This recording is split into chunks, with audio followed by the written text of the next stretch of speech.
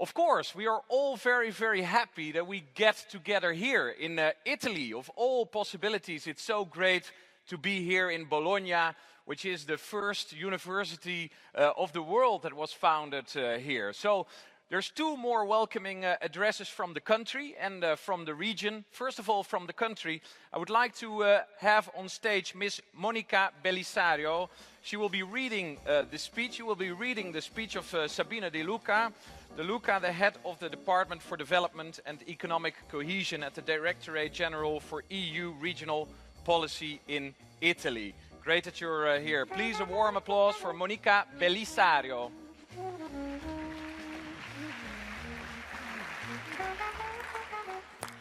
Yes, thank you very much. Dear colleagues, I warmly welcome you on behalf of the Italian Presidency of the Council of the EU, and I'm very glad to join this event dedicated to the achievements of the Interreg 4C program, the launch of the new program Interreg Europe, and to the cooperation opportunities among potential beneficiaries. I would like to take this opportunity to give you a brief overview on the main themes that have characterized the Italian presidency in the field of cohesion policy. The major aim of the Italian presidency has been to promote a regular political debate on cohesion policy in the Council with a view to maintain focus on increased effectiveness and improved result orientation. This is very much in line with the regulation for the 2014-2020 period, and I believe very relevant for our common future work. In order to achieve this objective, two main political events were organized by the Italian presidency. The informal meeting of ministers responsible for cohesion policy held in Milan on the 10th of October, dedicated to the complementarity between cohesion policy and EU economic governance, and the session of the General Affairs Council dedicated to cohesion policy, all held on the 19th of November, where the main topics in the agenda were the adoption of Council conclusions on 6th cohesion report and an exchange of views on the contribution to the review of the Europe 2020 strategy from the perspective of cohesion policy. Let me just shortly mention the relevance of the results achieved in terms of method and content of these initiatives. On the method, I would like to underline that a regular debate on cohesion policy among competent ministers in a formal setting like the one offered by the General Affairs Council was organized in order to propose a new working method. As you know, cohesion policy was not up to now regularly discussed in the Council, notwithstanding its relevance on the EU budget. The Italian presidency intended to show that political debates are useful for the better spending of the EU funds and that they can take place without subtracting competencies to the General Affairs Council and without increasing administrative and bureaucratic burden.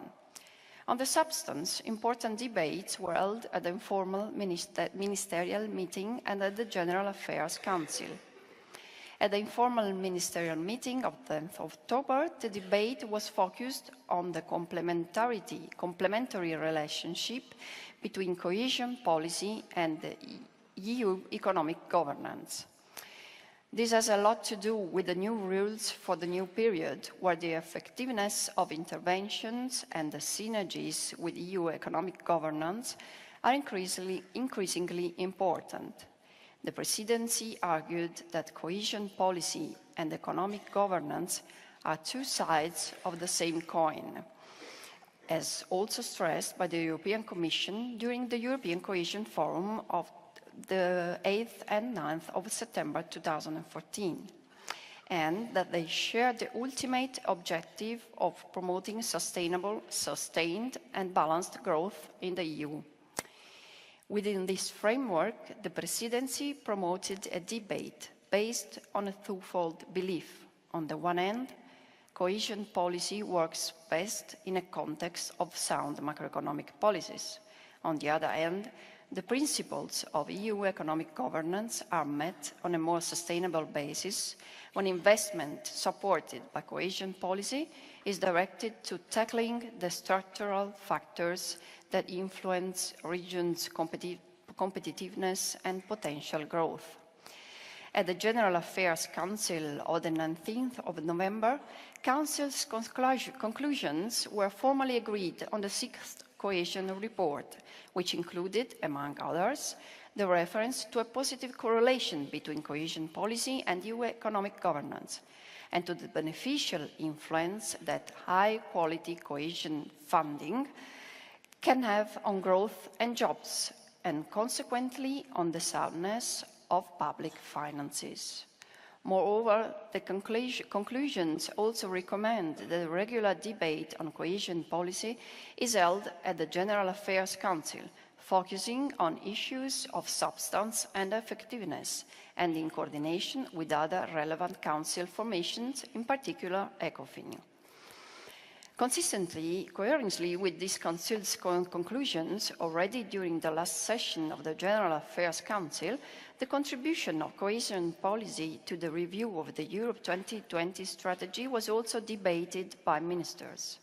A synthesis of this debate will be included in the comprehensive report that the Italian presidency will present at the December's General Affairs Council after the review of Europe 2020 has been discussed in the various pertinent council formations over the semester. Let me also briefly mention another relevant domain during the Italian presidency, the implementation of the EU's macro-regional strategies. I am glad to remind that the European strategy for the Adriatic Union regions was endorsed at the European Council in October, and that it entered the implementation phase with a launching event held on the 18th of November. Let me also remind that Milan is hosting in these hours the stakeholder conference on the EU strategy for the Alpine region, which marks a further important step in the preparation of the most recent EU macro-regional strategy concerning the Alpine region. Let me conclude my intervention by underlining how important the role of the interregional program INTERREG EUROPE 2014-2020 will be for the further improvement of the constructive dialogue and of the best practices exchange among the EU countries, Norway and Switzerland. The over 250 national and regional operational programs and the 80 programs of European territorial cooperation are the main pillar of the cohesion policy. Many of these programs allow cross-border and transnational cooperation, but only INTERREG Europe, and before INTERREG 4C and the other INTERREG, makes possible cooperation between all regions of Europe, using mutual policy learning as main tool for supporting the Europe 2020 strategy. We are proud that Italy has been the main actor of interregional cooperation in the past period, with the largest number of local and regional partnerships involved in INTERREG 4C projects. But we can do even better in the new period.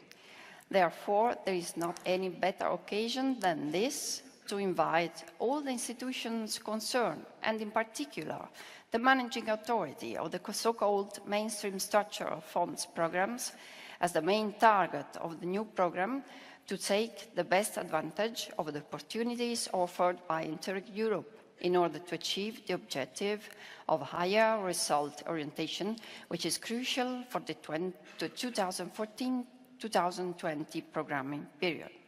Thank you for your attention and wish you a fruitful event. Thank you. Mille grazie. Thank you very much, Ms. Monica Bellisario, for your warm words. And it's great to see that the Italians do so great in all the INTERREG programs. They love to share their best practices within the projects, and also they're very eager to learn from other regions.